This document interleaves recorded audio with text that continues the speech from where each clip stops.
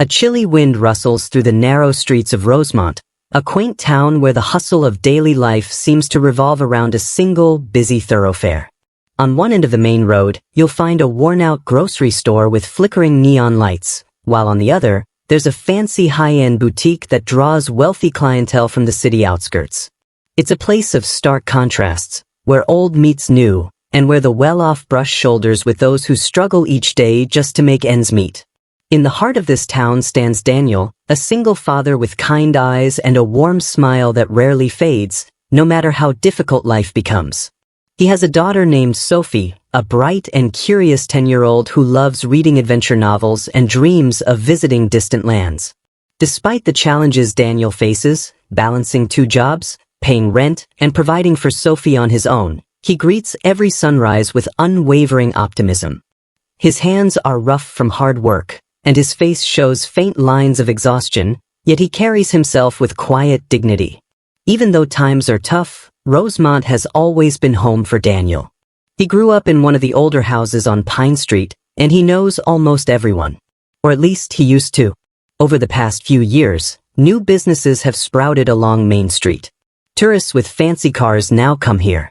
Wealthy entrepreneurs pass through on weekend getaways, staying at the new upscale hotel just outside town.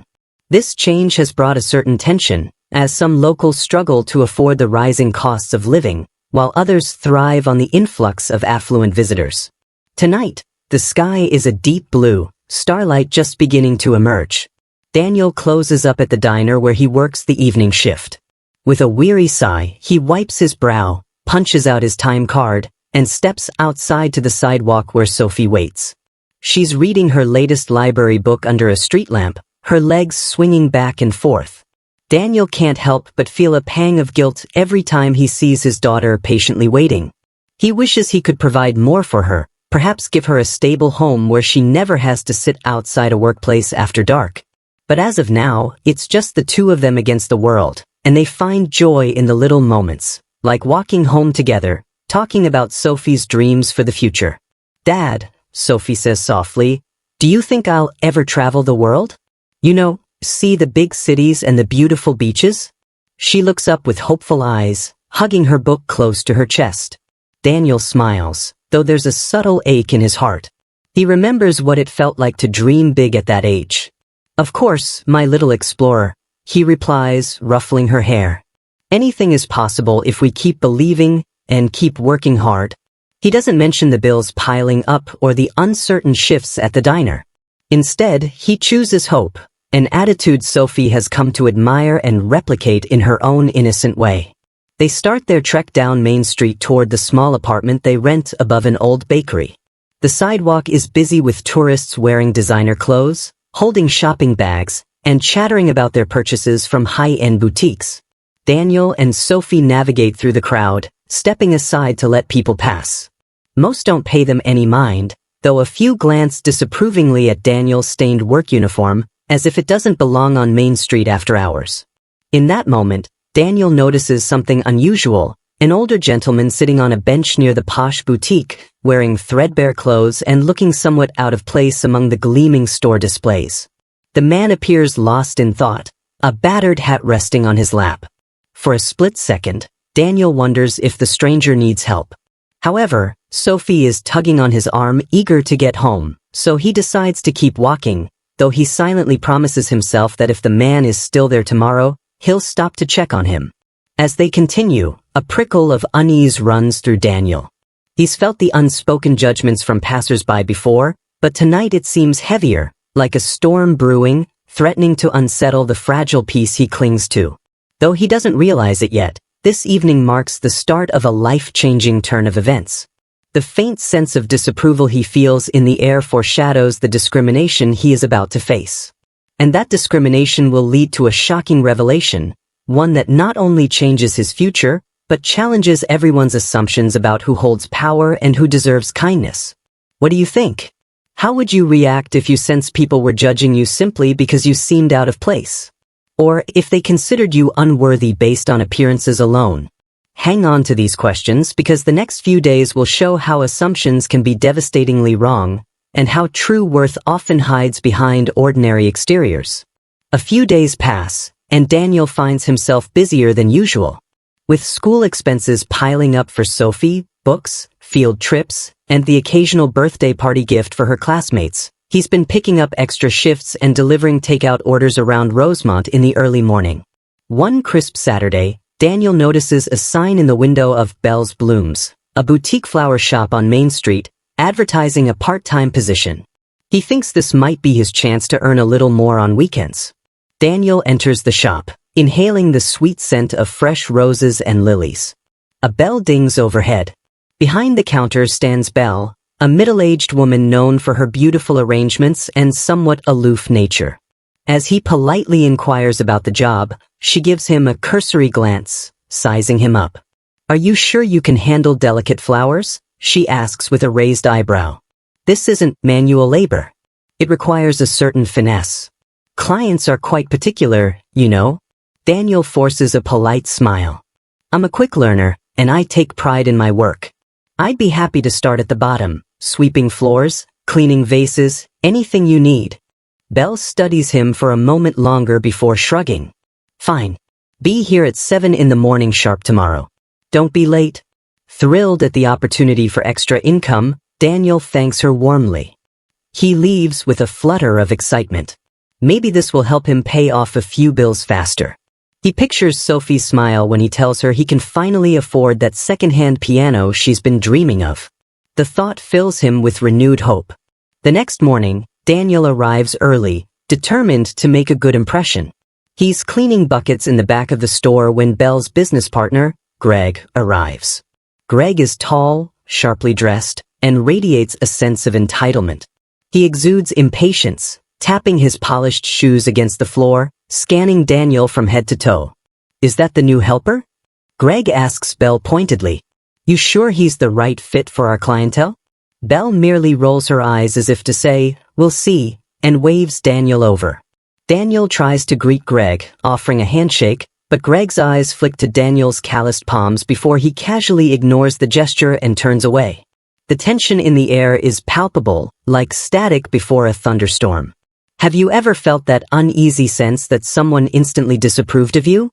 By midday, Daniel's main task is to deliver a large floral arrangement to a nearby hotel hosting a local charity event. Eager to impress, he loads up the van with meticulously arranged orchids and roses. Upon arrival, the chaotic hotel lobby hums with activity, wealthy patrons in suits, photographers snapping pictures, and local reporters milling about. Daniel maneuvers carefully with the arrangement, making sure each flower remains perfect. Suddenly, a voice rings out, jarringly harsh. "Hey, watch where you're going." Greg storms in from behind, snatching the vase from Daniel's hands. He admonishes Daniel in front of curious onlookers. "Do you think these people want to see some sweaty delivery guy traipsing around in cheap shoes? Honestly, you're embarrassing our shop." A murmur spreads through the lobby as onlookers exchange glances. Daniel flushes with humiliation. He wants to defend himself, that he was doing exactly what Belle asked, but seeing the crowd, he keeps silent. He can feel the weight of their stares. Suddenly, he spots that older gentleman from a few nights ago, standing off to the side. The man is dressed similarly in modest clothing, quietly observing. Their eyes lock for a moment, and something about the stranger's calm, compassionate gaze gives Daniel the strength not to break down right there. Has anyone ever belittled you in public, making you feel small, or like you didn't belong? If so, you know how Daniel feels right now, burning with shame and uncertainty. He wonders if he should quit before he even gets his first paycheck.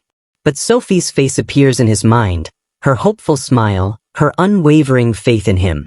He swallows his pride, remains calm, and continues with the delivery as best he can. When they return to Belle's Blooms, Greg wastes no time voicing his complaints to Belle. "He's just not cut out for our clientele. We need someone who understands high-class expectations." Daniel hears every word, but he also notices the older gentleman from the hotel stepping inside the shop, glancing around with a small nod of approval. The stranger seems to linger a moment, almost as if he's keeping an eye on Daniel, before quietly exiting. Little does anyone know, this mild-mannered stranger observing from the sidelines holds far more influence than anyone could guess. And the more Greg tries to tear Daniel down, the more curious this older man becomes. Have you ever experienced something like this, where someone seems determined to undermine you, no matter what you do? Let us know in the comments below. Your story might help someone feel less alone. Over the next week, the tension at Belle's Blooms grows more tangible. Greg continues to belittle Daniel at every opportunity, rolling his eyes at Daniel's clothes, criticizing the way he arranges flowers, and snapping about his lack of finesse. Belle, busy with orders, often shrugs it off, as if Greg's jabs are just part of his personality. Each day, Daniel wonders if he'll be fired on the spot. Yet he persists. Early mornings are spent cleaning, middays delivering, and evenings rushing to the diner for his other job. Sleep becomes a luxury. Still, whenever he returns home, Sophie's bright face makes every sacrifice worthwhile. She'll greet him at the door with questions about his day, share the latest drawing she's made, or show him a new dance routine. Her joy is infectious. Daniel finds himself believing that if he just endures Greg's insults a bit longer, he might afford a better life for them. One Friday afternoon, Daniel is tasked with delivering a grand floral centerpiece to an upscale home at the far edge of town. The house belongs to a wealthy socialite, one of Belle's best clients. The arrangement is lavish, rare orchids, exotic lilies, and delicate accents. Daniel carefully loads the centerpiece into the delivery van, double-checking its stability. He can't afford any mistakes. But as he's about to drive off, Greg saunters out of the shop with a smug expression. "Hey you," he calls. "Be sure not to mess this up. This client is our biggest spender." He leans in through the open van window, eyes narrowing. "If you break a single petal, don't bother coming back." With that, he steps back and adjusts his tailored blazer. During the drive, Daniel's hands tighten on the steering wheel. He tries to calm the storm in his mind, replaying Greg's words and reminding himself it's just a job. Yet a nagging feeling tells him something bigger is on the horizon, that these small humiliations are building toward a pivotal moment. The question looms, should he stand up for himself or continue to keep the peace? If you believe in standing up for justice, subscribe now to show your support for people like Daniel who refuse to give up. Upon arriving at the imposing mansion, Daniel parks near an ornate fountain. As he gently lifts the centerpiece, the mansion's front door swings open, and a butler ushers him inside. The decor stuns him, marble floors, crystal chandeliers, and gold-framed paintings. Daniel can't help feeling out of place, wearing his second-hand uniform in such opulent surroundings. He spots the older gentleman again, standing in the hallway, dressed unassumingly in a sweater and slacks, looking about as if he's exploring the architecture. Daniel offers a polite nod, but the man merely smiles, not yet speaking. It seems more than a coincidence that Daniel has encountered him yet again in a setting so grand. As Daniel steps into the dining room to set the centerpiece on a gleaming table, raised voices echo from nearby. Two men enter. One is Greg, and the other is the mansion's owner, a stern-faced socialite with a hawkish glare. Greg brags about Belle's Blooms, boasting how the shop caters to exclusive clientele who appreciate true quality. "That's why I only hire staff who fit the image of luxury," Greg says, making sure Daniel hears him. "Can't have just anyone wandering around these fine homes." At that moment, the socialite's phone rings, and he steps aside to take the call. Greg sees Daniel, scowls, and strides over, his face twitching with annoyance. "You didn't embarrass us, did you?" he mutters under his breath, eyeing the centerpiece. "For once, everything's intact. Now get out of here before you make a scene." Daniel, feeling the heat of anger bubbling up, clenches his jaw. He wants to talk back, but he holds his tongue and heads toward the foyer. As he leaves, he catches a glimpse of the older gentleman quietly observing, his brow furrowed with concern. Small cliffhangers begin to form. Who is this stranger who keeps watching Daniel? Why does Greg seem so intent on pushing Daniel over the edge? Is it mere snobbery, or is there a deeper motive? Back at the shop, Belle seems relieved the delivery went smoothly, but she doesn't offer much sympathy for Greg's behavior. She's consumed by her business, focusing on orders and finances. Meanwhile, Daniel contemplates his next move. He can't afford to quit. Sophie depends on him. Yet each insult chips away at his dignity. Greg's disdain for Daniel escalates further one afternoon when Belle assigns them both to a major wedding event at the local country club. They have to work side by side, prepping floral arches, centerpieces, and corsages. Greg picks apart every step Daniel takes, from how he unwraps the flowers to how he lays them out. Bystanders, caterers, waitstaff, even passers-by notice Greg's hostility. Some exchange pitying glances with Daniel, while others seem unsure if they should intervene. Still, Daniel remains calm, refusing to stoop to Greg's level.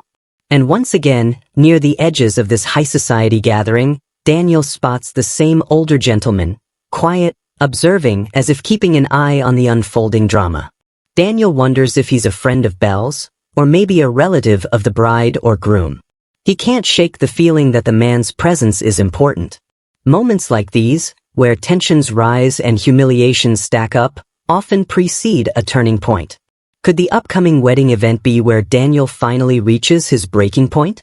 Or is it where fate will intervene, revealing hidden truths that no one, least of all Greg, saw coming? Keep watching. The real test of character is about to take center stage. Let us know in the comments. Would you keep your head down in Daniel's situation, or would you confront Greg, risking your job? Your perspective might help someone who's facing a similar dilemma. The day of the wedding arrives. It's an extravagant affair at Rosemont's most prestigious country club. Lush green lawns stretch out under a warm sun, and the sky is a brilliant shade of blue, perfect for outdoor photos.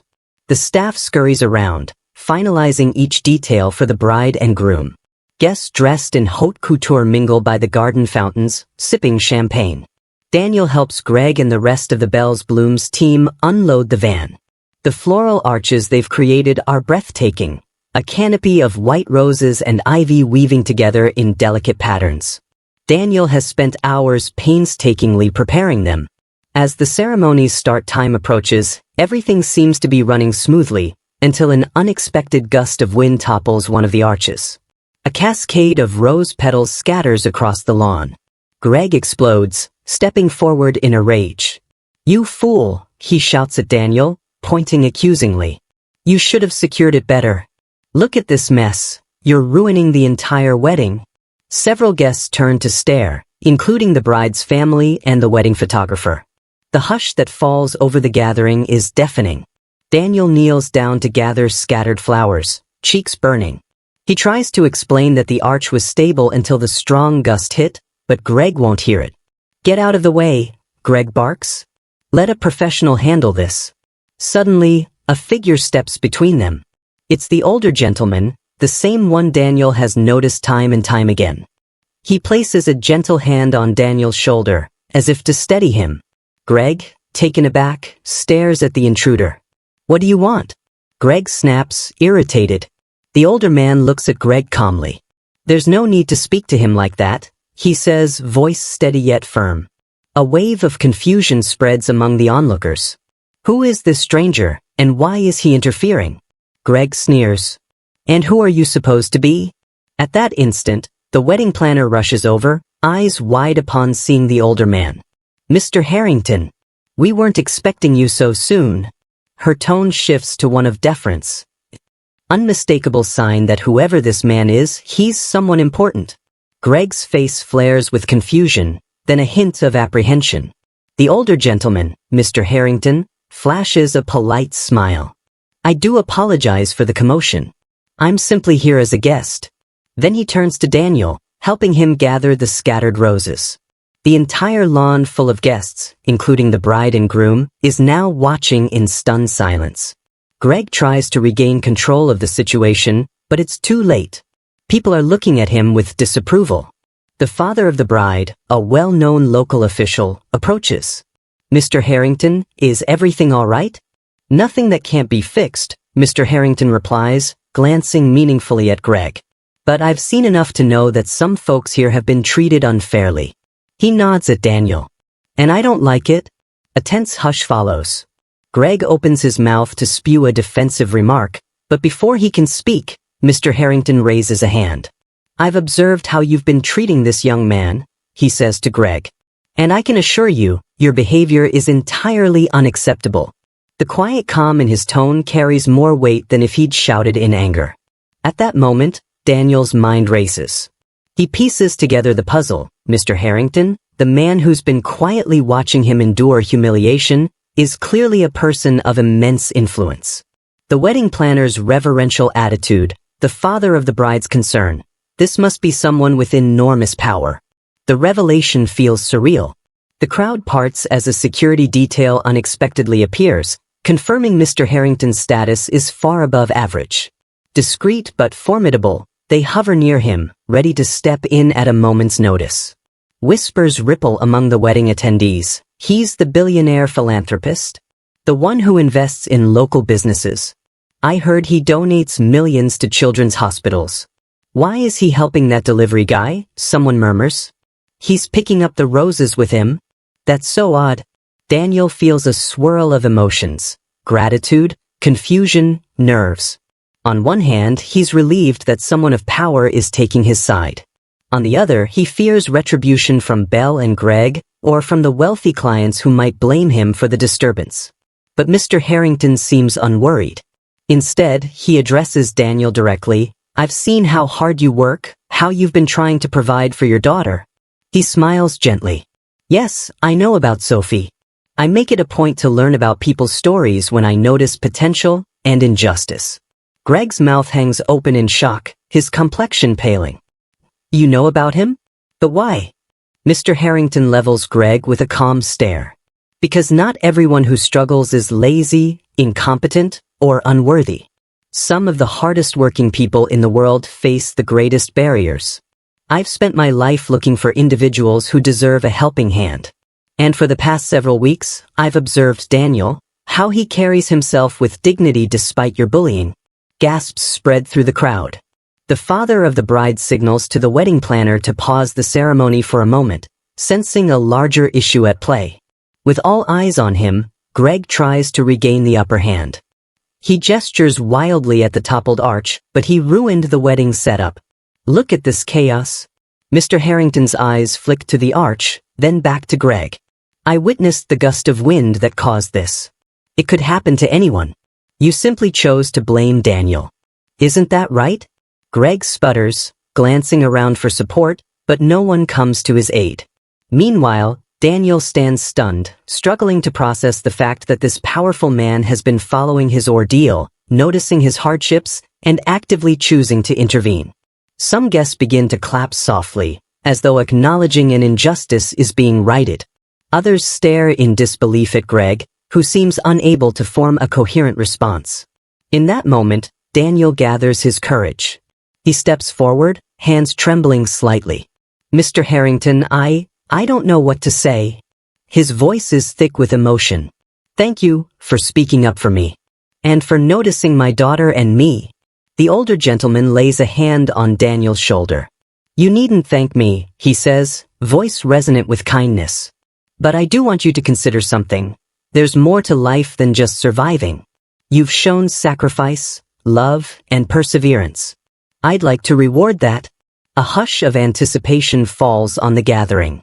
Cameras flash as some guests realize they're witnessing a billionaire's personal intervention. Even the bride and groom, initially concerned about the disruption, watch with astonishment and curiosity. Mr. Harrington's next words land like a thunderbolt. I've decided to invest in your future, Daniel. Not just with a donation, but with a chance to create a stable life for you and Sophie. He gestures to the security detail. One of them steps forward, holding a sealed envelope. Inside this envelope, Mr. Harrington continues, is the key to a new beginning for you. The crowd lets out a collective gasp. Greg's eyes nearly bug out of his head. Belle stands off to the side, looking utterly flabbergasted. And Daniel, heart pounding, can hardly believe what he's hearing. That single sentence shifts the entire energy of the wedding event. Overnight, the man who was belittled by a snobbish coworker is revealed to have a powerful ally. And bystanders, uncertain moments ago, now see Daniel in a completely different light. Their earlier assumptions disintegrate under the weight of this extraordinary revelation. As for Greg, his face is frozen in horror, realizing that this moment might spell the end of his career and reputation, not just at Bell's Blooms, but in any circle that respects Mr. Harrington. He sputters, trying to mount a defense, but the murmurs of disapproval among the guests drown him out. It's the pinnacle of confrontation and revelation. Daniel, the humble single father, is no longer the underdog. And Mr. Harrington, the billionaire observer, has stepped into the spotlight to enact a life-changing gesture. How do you think you'd react if a wealthy benefactor suddenly intervened in your life, turning your struggles into a stepping stone for something greater? Would you be ready for that kind of change? Silence blankets the gathering for a long moment after Mr. Harrington's speech. Then, whispers ripple through the wedding crowd. Is this really happening? Did Greg actually get caught in the act? Who knew that man was a billionaire? The bride and groom exchange glances, unsure if they should be alarmed or relieved that such a momentous event is occurring at their ceremony. Greg, trembling with fury and embarrassment, steps forward, jabbing a finger at Mr. Harrington. "You can't just waltz in and take my employee," he blurts. "Daniel works for Bell's Blooms, and I won't stand for you interfering in my business." A quiet hush descends as Mr. Harrington tilts his head, regarding Greg with an almost pitying smile. "Your business? My understanding is that Bell's Blooms belongs to Bell, not you." A rustle of agreement moves through the staff standing nearby, including Bell herself. She's glaring at Greg now, her arms folded. Daniel watches in stunned silence as Bell steps up, voice quavering with controlled anger. "Greg, you do not own my shop, and you have no right to speak about who stays and who goes. I've put up with your attitude because you brought in certain wealthy clients. But now, I see that relationship isn't worth the cost of humiliating good people. Consider yourself dismissed from Bell's Blooms, effective immediately." Greg's face goes ashen. "You can't fire me. I've got deals, contracts." Bell cuts him off sharply. "Deals that I can manage myself, or with Mr. Harrington's guidance if he's willing. You are no longer welcome. Get out, Greg." A ripple of cheers erupts, mostly from the staff who've witnessed Greg's toxic behavior firsthand. Some wedding guests clap politely, relieved to see justice served. Others remain wide-eyed, capturing the drama on their phones. Have you ever seen someone face the consequences of their wrongdoing so swiftly and publicly? It's a whirlwind moment, saturated with poetic justice. Greg, humiliated, storms away from the wedding, pushing past onlookers. No one tries to stop him. When he's gone, Mr. Harrington gently hands Daniel the envelope. "Open it," he says, and the crowd draws closer, hungry for every detail. Inside, Daniel finds documents detailing a trust fund in Sophie's name for her education, a guaranteed job placement for Daniel at one of Mr. Harrington's philanthropy offices, and even a down payment for a modest house in Rosemont. Daniel's hands shake as he reads through the pages, tears blur his vision. Turning to Mr. Harrington, Daniel manages a choked whisper, "This is too much. I can't accept." Mr. Harrington silences him with a kind gesture. "You can. And you must. I've seen your dedication and your willingness to work for every penny. I have more resources than I could spend in 10 lifetimes. Watching you juggle 2 jobs, never complaining, never giving up on your daughter, that's the kind of spirit our world needs more of. Think of this as my contribution to ensuring Sophie's bright future."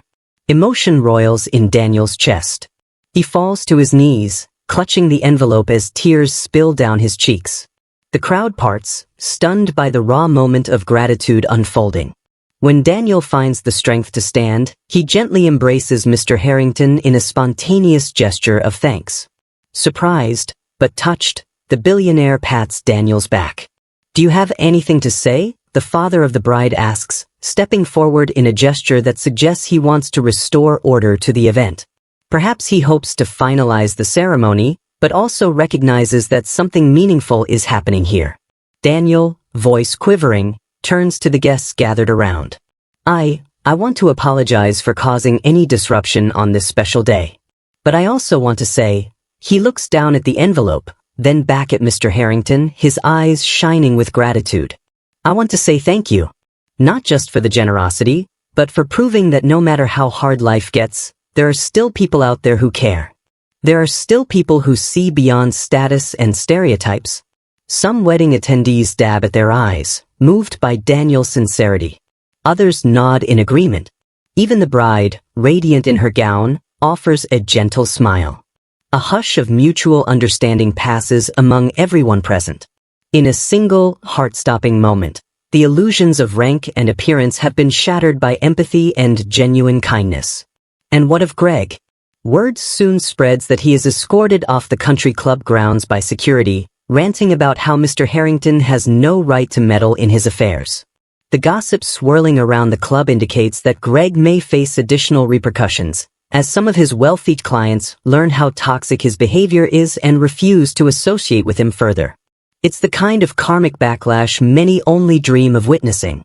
Meanwhile, the wedding ceremony finally proceeds. Flowers are reassembled, the arch is fixed, and the bride walks down the aisle. The promise of love is sealed under a brilliant sun. Daniel helps in the background, wanting to contribute in any small way he can, though Mr. Harrington tells him he's free to rest. After all, Daniel's future no longer hangs on the success or failure of a single job shift. What do you think? Does Greg deserve forgiveness, or should he face the full weight of consequences for his cruelty? Tell us your thoughts. Sometimes, the best lessons come from seeing how people respond when they realize the error of their ways. In the days following the wedding, Rosemont buzzes with the news of Mr. Harrington's intervention. At the diner where Daniel still works his last few scheduled shifts, regular customers approach him with congratulations and well wishes.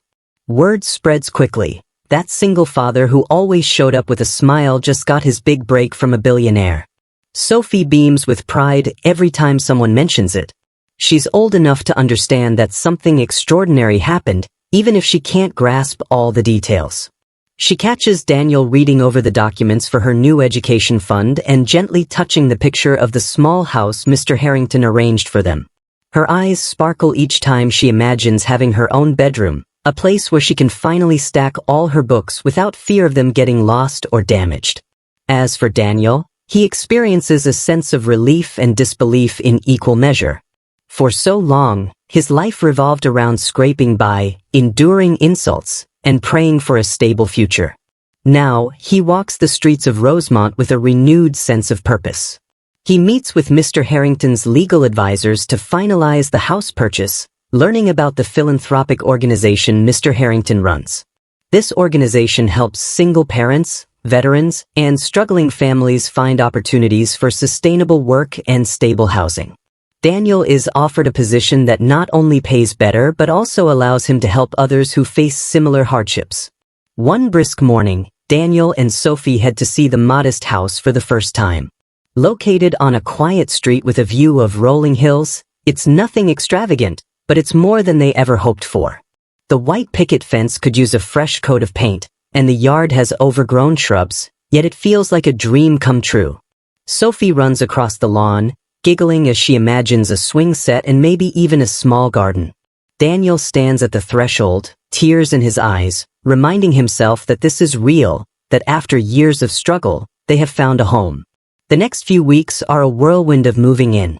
Friends from the diner and supportive neighbors show up, offering secondhand furniture, kitchen supplies, and even homemade meals.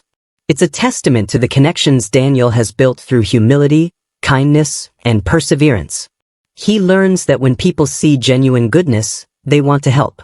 Meanwhile, Belle's Blooms undergoes a transformation of its own. With Greg gone, Belle rethinks her approach. She reaches out to Daniel, apologizing for not stepping in sooner. She admits she let Greg's knack for attracting wealthy clients overshadow basic decency.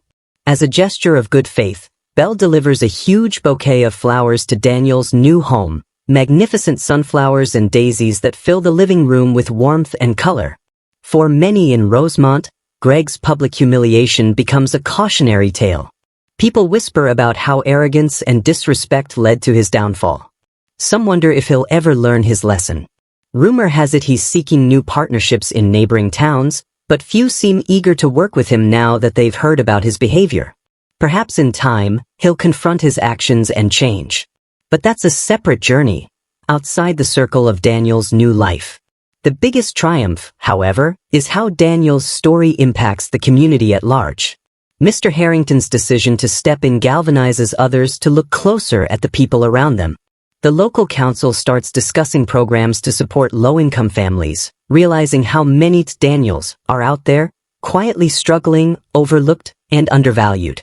Belle, newly awakened to the unfairness in her own shop, teams up with a local nonprofit to offer flower arranging workshops to underprivileged youth.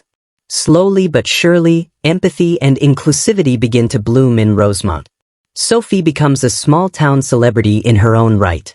At school, her classmates excitedly ask about the new house.